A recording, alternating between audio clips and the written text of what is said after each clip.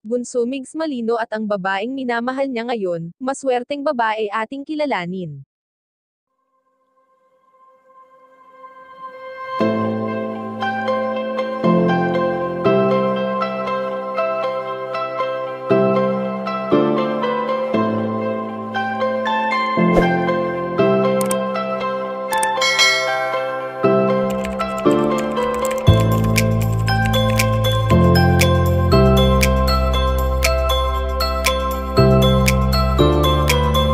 Ano nga kaya ang tipo ng isang bunso Migs Malino sa isang babae? Yan ang kalimitang tanong sa isip ng mga taong nakasubaybay sa lahat ng pagkakataon sa binata.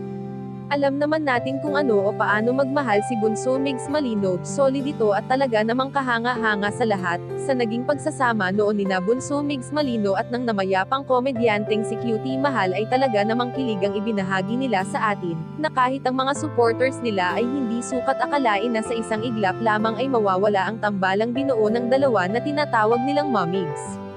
Hindi naman lingid sa ating kaalaman na sobrang sweet na tao ang binata, at kahit naman sino ay talagang naghahangad ng isang katulad ni Bunso Migs Malino na maalaga, mabait at lalong-lalo na nga ay mapagmahal sa mga taong nasa paligid niya.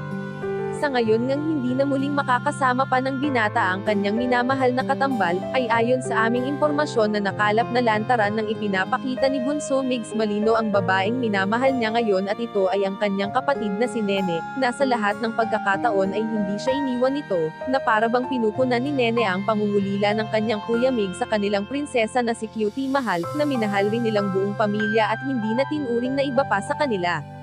Kayo mga kachika, anong masasabi niyo dito? Please leave the comment and don't forget to subscribe.